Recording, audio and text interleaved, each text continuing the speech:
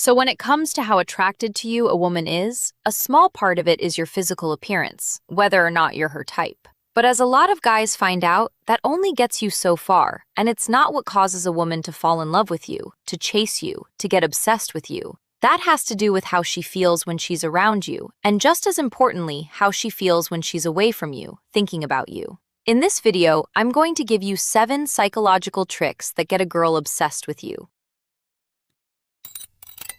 Hi, I'm Bobby Rio, and in this video, I want to cover things that you can do when you're with a woman that take her interest, take that attraction she has towards you, and turns it into something more. It turns it into that point where she's imagining a future with you, feeling a really strong connection with you, and going home and being almost obsessed with you. Because in this day and age, you almost have to have that if she's not at home thinking about you. It's very hard to keep her attention long enough to make her your girlfriend. You've got to act fast, in terms of creating the right type of connection with her, or else another guy is going to hit her up. She's going to forget about you, and it's never going to progress the way you want it to.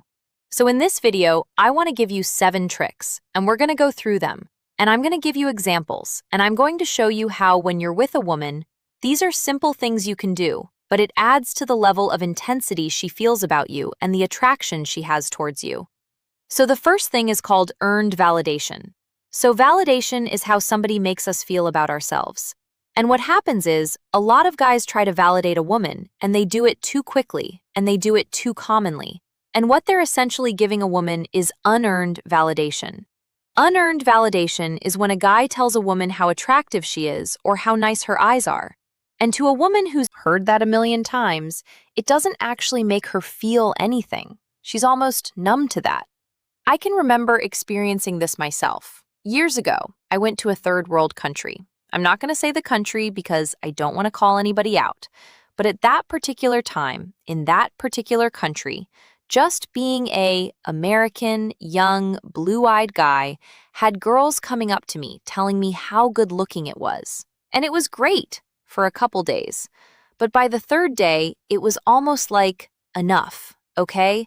It didn't give me any pride anymore. It felt shallow. Oh, and it didn't validate me. It felt almost fake after a point. And that's how most compliments and most attention feels to a woman. It doesn't feel real because she's not actively doing anything to earn it. And for it to be earned, it means so much more to a woman. So what do I mean by earned validation?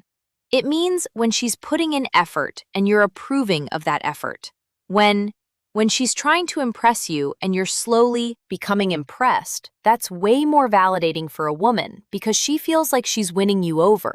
And how do you demonstrate that? There's a few ways to do it. One is I call it the spontaneous compliment, and that's where it doesn't seem planned. It doesn't seem like you have an agenda behind it, or you're trying to win her over and impress her with your compliments. Instead, it's almost like you two are hanging out and she's telling you about her backpacking trip. And you're like, wow, you are so freaking cool. You're adventurous. And you're just talking what's on your mind without a filter. And it seems genuine to her. And that feels earned because it's like, you weren't just saying, hey, you're really pretty because you want something out of her or you want to get her to like you. You're saying it. It's true. And for her, that's validating. That gives her pride because it feels real. Other examples of earned validation is actively listening. This is where most guys, when they're talking to a woman and she starts telling them a story or telling them how she did something, they're already like waiting to ask her questions or tell her their parallel story that was similar to hers.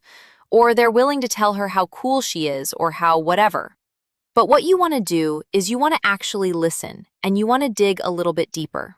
You want to sit back, do that head nod, head like you're listening. And then when she finishes, you don't want to immediately go, oh, that's really amazing. You want to go, oh, okay, and ask her a deeper question. Oh, so how did that make you feel? Or what was that like? And when you say something like that, she goes back into her head and she comes out and she says something else, and you're listening. And when somebody's really listening, really interested in hearing what we have to say, it's validating. If you've ever had somebody who listens to you and wants to know more, you know how validating that is and how good it feels to be around that person. Most guys don't actually do that.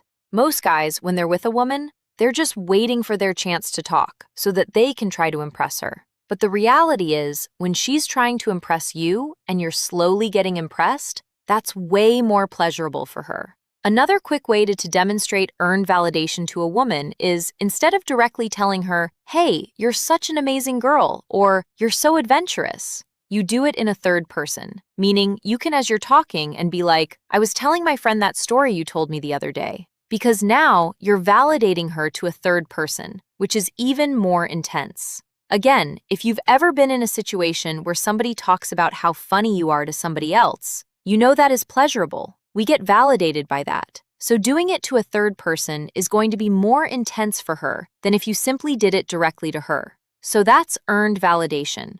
The next thing that you want to master in terms of obsession triggers and psychological ways to get a woman obsessed is something called 2 steps forward, 1 step back. 2 steps forward, 1 step back. And this is really a way to build up tension and anticipation. Because for a woman, tension and anticipation really are a prerequisite for her to get obsessed, for her to feel the desire to chase a man. Because women, really, that's what it's all about. The buildup in their mind. Is it going to happen? Is it not going to happen? The little mental game she's playing with herself is way more exciting for her. That's what builds up tension, both in terms of her relationship with you, but also sexual attention. An example of sexual attention is if you're talking to her and you're touching her hand as you talk, and you're holding her hand for a second and it feels good for her, and then you pull it away and you don't touch her for a little bit because now in her mind, she's waiting for that touch again. Whereas if you just grabbed her hand and you sat there the entire conversation holding her hand, eventually the tension dissipates. So you always want to be 2 steps forward, 1 step back. This goes for things like holding eye contact with her, where you're talking, you're having this flirty conversation with her, and then you have that slow moment where you're looking at her and you hold that eye contact. And then you step back and you go back to the normal conversation. Always 2 steps forward, 2 steps back. You can also do this in how you progress the relationship forward, where if things are generally a relationship moves at a certain speed, you hang out there. The texting slowly increases. What you want to do is you increase and then you pull back a little bit, because now she's waiting. If you increase it, then she gets used to it, and now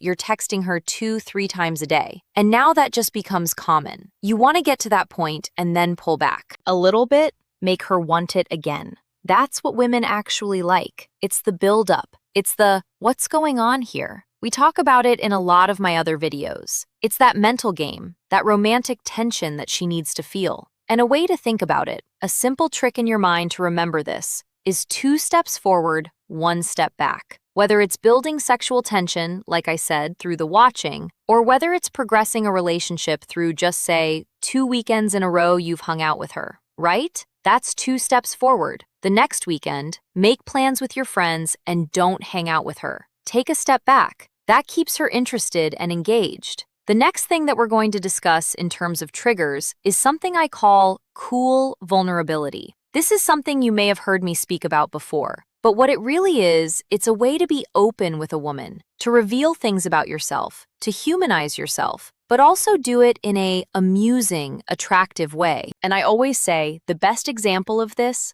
the best thing that you can do if you want to learn how to be cool vulnerable, is watch interviews with celebrities.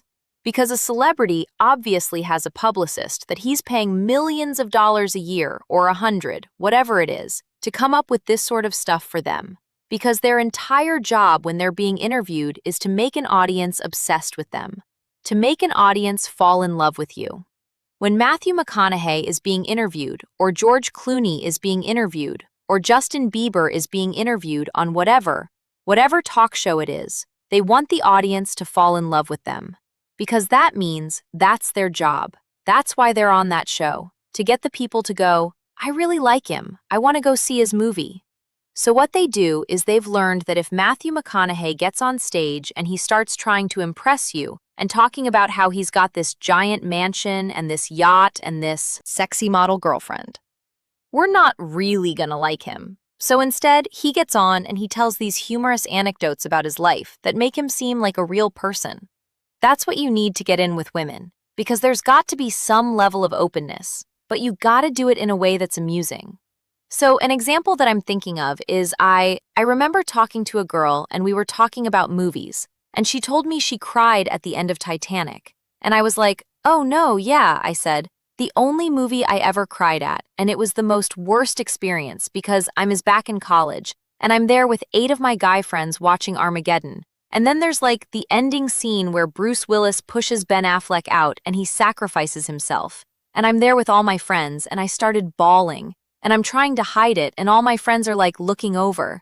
And so that's an example of cool vulnerability. Vulnerability it's not something real. Vulnerability where you're telling a woman that your dad didn't love you enough when you were a kid. That's not stuff to do early on. Cool vulnerability is this slightly embarrassing admissions that you make that she can identify with, that shows her that you're opening up around her a little bit.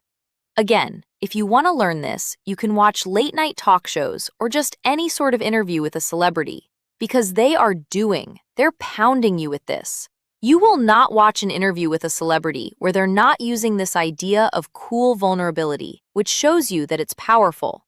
Because celebrities aren't going on these talk shows and just winging it. They've got scripted stuff that people are being paid a lot of money to give them, because they know that's what works to get an audience obsessed with them.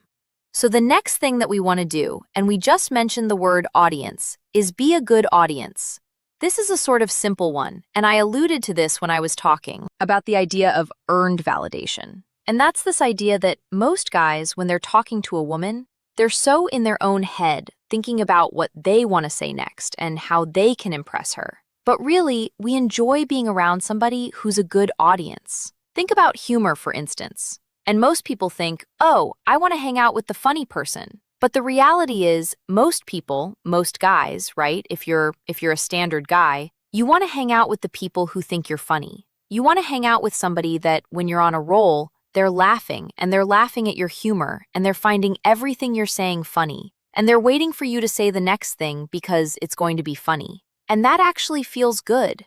That's like the person we get addicted to being around. It's not the person who's making us laugh the whole time. Sure, we like that person, but we also want to be the star. We don't want to be the supporting character. We want to be the star a little bit, so you want to give her a chance to be the star. So if she's telling you a story, don't sit there stoically waiting for your turn to tell her a better story. Be a good audience. Have that smile like growing as she's telling the story, where you're talking through a smile to her, and you're on that same page where you're both vibing and you're feeling the energy. If she switches and she's telling you now a serious story, you relax a little bit, you listen, you're a good audience. We like being around somebody who's a good audience, and not enough guys do that because they are too much in their own head worrying about the story they're going to tell, the joke they're going to make, that they don't actually listen and be receptive to what she's saying, what she's trying to communicate. So the next technique is called partners in crime. And if you've ever watched the show The Office, and especially in the beginning seasons when Jim and Pam, if you want, know the characters when they weren't together, this is like a prime example of partners in crime. It's when you and her have these inside jokes, and you do things that make each other laugh that other people aren't aware of. Thinking of an example, I remember a time where there was this girl that I was hanging out with, and she hated when somebody would say literally. So anytime somebody was like, literally, that was it, just made her cringe. So I would do a couple things. Sometimes if somebody was talking and they used the word literally, I would give her a look like, and she'd see, and have to not laugh. Or sometimes if I was talking to somebody who had just said it, I would start overly using the word literally to make her laugh. And it was our inside joke. Other inside jokes are, or ways to create this partners in crime sort of element, is coming up with a mission, or getting her to do something that's slightly outside her comfort zone with you. So an example would be, let's just say you're driving home from hanging out with her. You guys are in the car and you drive past this really big mansion, and there's an open house there, and you can go in. And you say, "Hey, let's go inside and pretend we're this rich French couple, and whatever." And you go in and you guys put on this act to the realtor, pretending that you're gonna buy the house and asking these questions. And this is just a fun thing you do with her, that when she leaves you, she has that memory, that thing that only you and her experience together. And that these are things she needs to get past just that attraction. Because attraction, like I said, physical attraction. She's gonna meet a guy who's better looking than you. It's just inevitable. She's going to meet a guy who's funnier than you. But all these different elements, if you combine them, it's really hard for another guy to come along and give her all of this. One guy can give her some of it, but it's very hard to give her all of it.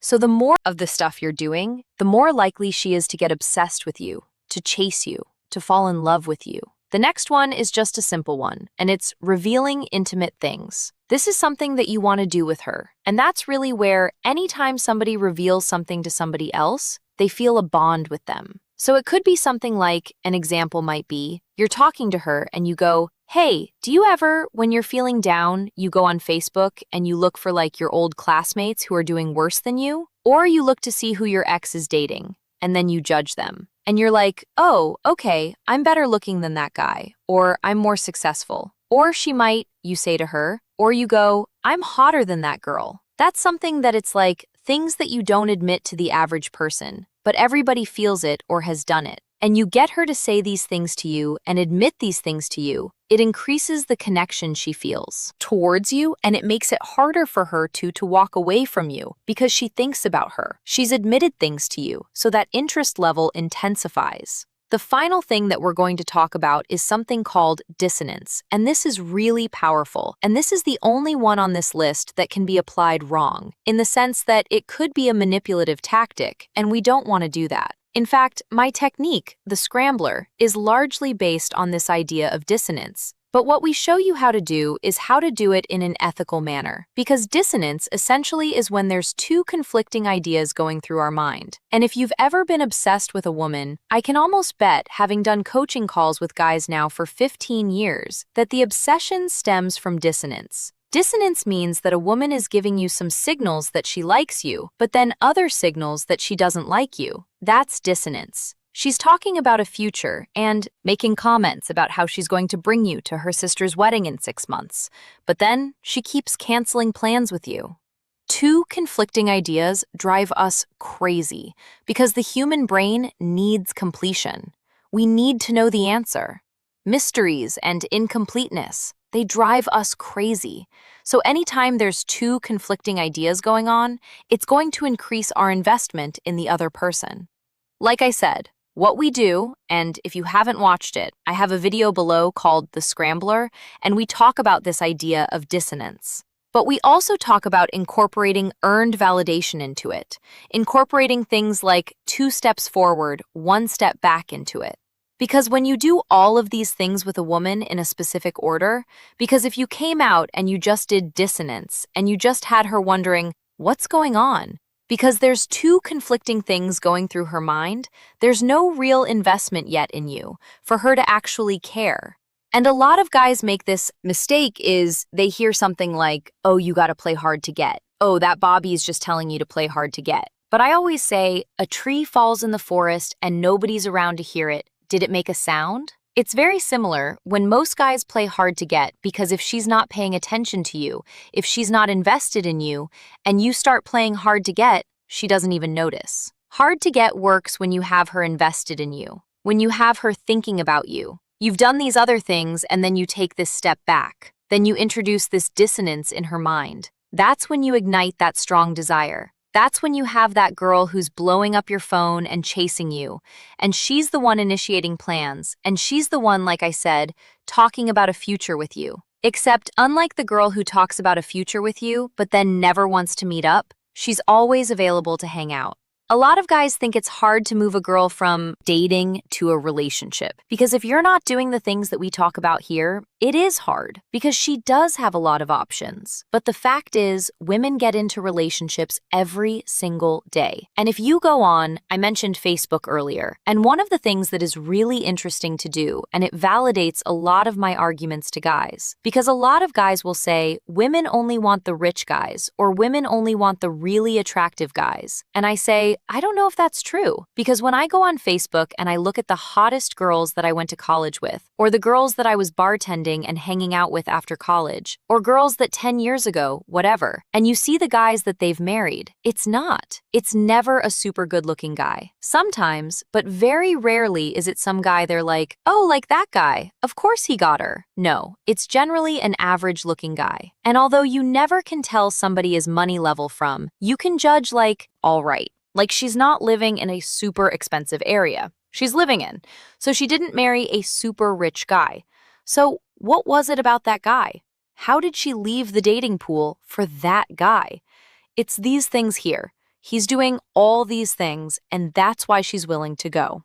I'm going to get off Tinder, and I'm get into a relationship with this guy. So again, if you haven't watched my Scrambler video, I'll put a link to that below, because I talk about the step-by-step way to do this so that you don't do it wrong and you don't play hard to get for a woman who's not even paying attention to you. If you like this video, hit subscribe, leave me a comment, and let me know what you want me to cover in my next video.